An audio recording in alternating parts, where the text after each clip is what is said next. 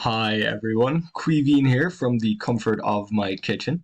In today's video, we are going to be looking at globular clusters. So I've mentioned globular clusters in previous videos, particularly in the video on deep sky objects, but we're going to focus just on globular clusters and a couple of related objects in this video. I do want to make sure that I'm looking at something nice and bright and interesting to get started here. So we're going to find the biggest, brightest globular cluster, which I know is around here somewhere. I know that it's down in the southern hemisphere because it is the Omega Centauri globular cluster. So it is in the constellation of Centaurus or Kentaurus, the centaur, which is definitely a southern hemisphere constellation, which of course means it's on the other side of the planet and not the side of the sky that I'm most familiar with.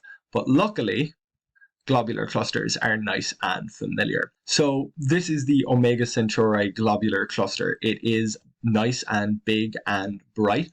And while we're taking a look at this here, I just want to say thanks to all of my subscribers for helping me reach 100 subscribers. That's the most YouTube subscribers I've ever had. And now that I am at over 100 YouTube subscribers, I am going to make a Q&A video, so you can post your questions in the comments below, and I'm going to make a video addressing those questions. I've also put out a call on Instagram. I'm going to put up another one with this video asking for more questions. So wherever suits you to post the questions, you can go to Queeveen's content on Instagram, or you can post them in the comments under this video, or on queeveenscontent.ie, you can leave a comment on the write-up about this video. So I just want to say thanks to everyone who subscribed, helping me bring my number up to 100 YouTube subscribers, which is the most I've ever had. So there is going to be a question and answer video going up on this day next week. So next Tuesday, I will be putting up a video answering your questions. So I've moved from the Omega Centauri globular cluster over here to what I believe is the Large Magellanic Cloud. Yeah, definitely looks a little bit bigger. That's the Small Magellanic Cloud. This is the Large Magellanic Cloud. And these are two dwarf galaxies that are orbiting the Milky Way. I mentioned that my comments will be turned on for this video, and that will be the case moving forward. I'm going to leave the comments on for the videos from now on. So that means this isn't going to be a yes, it's made for kids YouTube video, which is the reason my comments have been off so far. I'm not going to start cursing or anything in the videos. That's not really my style, but I will be talking about things that I haven't brought up in other videos. Certain details about the Greek myths and legends behind some of the star names and constellation names and planets, and also things like Ferdinand Magellan. So Ferdinand Magellan was a Portuguese explorer, and he led the expedition that first circumnavigated the globe. So the Large Magellanic Cloud and the Small Magellanic Cloud here, they're named after Ferdinand Magellan. Now, we are looking through the Earth down at the southern hemisphere, so things will naturally look a little bit strange. To get a slightly better view of what the Large Magellanic Cloud, Small Magellanic Cloud, and Omega Centauri would look like in a nice dark night sky, it will look a little bit better if we actually go to the southern hemisphere. So we're going to pop down to Australia.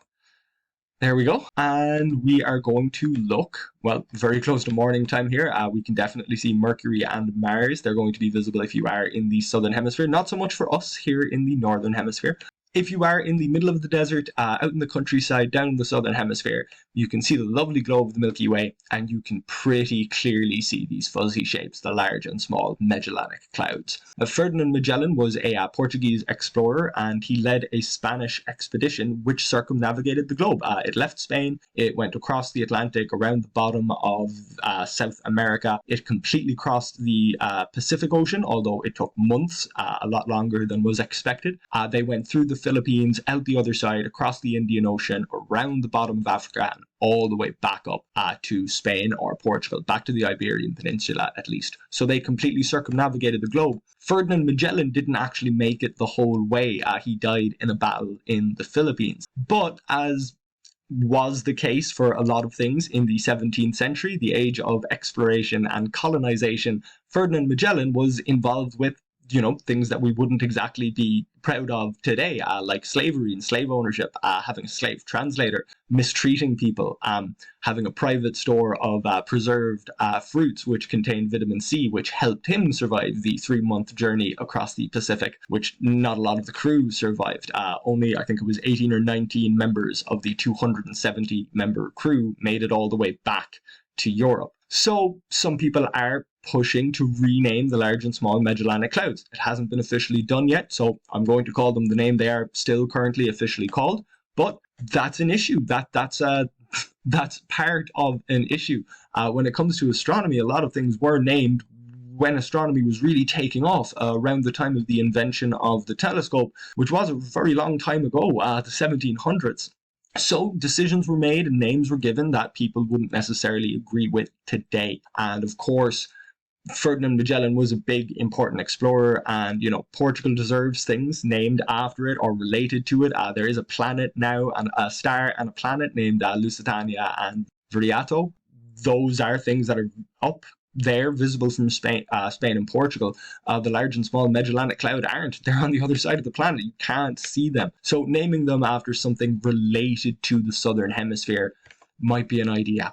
The Southern Hemisphere is where these things are actually visible, and they deserve things named in their languages as well. And we can see there on one side of the Milky Way. Over here on the other side of the Milky Way is the Omega Centauri cluster. And it looks a lot like a star to the naked eye, but it is visible to the naked eye. As we start zooming in, we start to see that it's a little bit fuzzy. And that fuzziness is really the giveaway for a globular cluster. It is a ball of stars. And although some of them can be very dense in the middle, like Omega Centauri, it's practically a solid ball of light there in the center, you can see that it gets more diffuse around the outside. And different globular clusters will get more or less diffuse than others. The Omega Centauri cluster is particularly big, so there's a good chance that it started as a dwarf galaxy, something more like the Large and Small Magellanic Clouds, that then lost a lot of its stars to the Milky Way, leaving behind only a core of stars. We're going to pop back to Ireland to have a look at some of the globular clusters that are visible from here, and a lot of them are going to be in the Messier catalogue. I've mentioned several times that I am going to make a video about the Messier catalogue and all of the things that we see in the sky that start with M, like there's M48, M47, M46, even the Pleiades up here, that's M45. Oh, that's the Merope Nebula, which is in the Pleiades, so is the Maya Nebula, and there's M45, the Pleiades themselves. I will talk about the Messier catalogue and all of these things eventually, but the Messier catalogue contains a lot of globular clusters. These are bright things with a bit of fuzziness around the outside, which is part of the reason why they ended up in the Messier catalogue, and I'll explain that when I talk about it. For now, let's take a look here at the Great Cluster in Hercules. Not quite as solid in the middle as the Omega Centauri cluster. It's more diffuse, it's a bit more spread out. And that is, down here, there's a morphological description, intermediate concentrations of stars. And yeah, it's not super dense, but it's not super spread out and loose looking either. Globular clusters never look as spread out and loose as open star clusters like the Pleiades and the Hyades, of course. The hint is in the name, they're open clusters. The globular clusters do almost always look round like this, and we can see there's a high concentration of stars towards the center, and indeed they kind of all blur together there in M92. So globular clusters are normally seen around the outside of galaxies. They're here around the outside of the Milky Way. We see them around other spiral galaxies like the Andromeda Galaxy, and we see them around big elliptical galaxies, like some of the other M numbers. I believe it's M87 is one of the very big elliptical galaxies. There's M3 up here, M2, M3, M4. They're all globular clusters. They're some of the very early entries in the Messier catalogue. This is a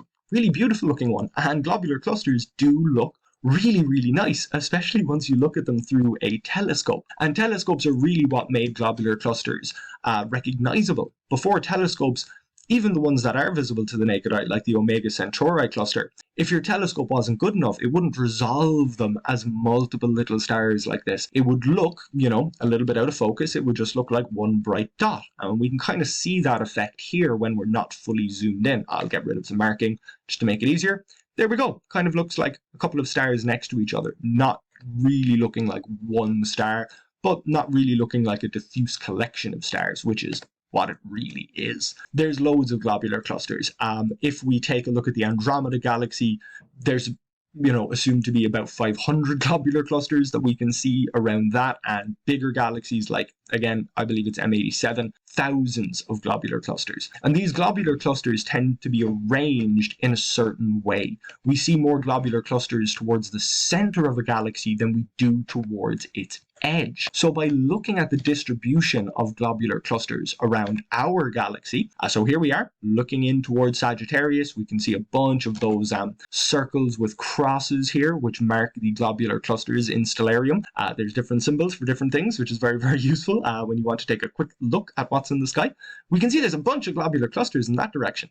But if we turn around to look at the outside of the Milky Way, well, out in that direction, we're not seeing so many of them. And that seems to be a trend. Globular clusters tend to gather around the center of a galaxy, not so much towards the edges. So an astronomer named Harlow Shapley, by looking at where we see globular clusters, how many of them we see on one side compared to the other, was able to roughly figure out where we were in our galaxy. About 3/4 or a third of the way, or about a quarter or a third of the way out from the central disk, and a little bit out from the edge. It wasn't exactly accurate because of the data that Harlow Shapley was working with, but it was pretty close. I think it was off by about 10,000 light years, which definitely sounds far, but it's not too bad when you're working with things that are hundreds of thousands of light years across. Here's another lovely globular cluster. The stars in globular clusters tend to be old, and they do tend to go around the outside of the galaxy. I mentioned that the Omega Centauri cluster may be a cluster that originated as a dwarf galaxy orbiting the Milky Way that was then kind of sucked in by our galaxy,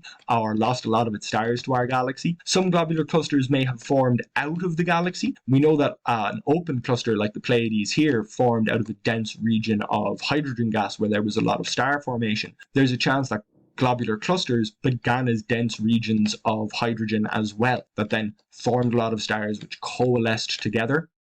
But it does look like globular clusters contain stars of different ages, and that's a sign. Just want to make sure I'm moving time in the correct direction here.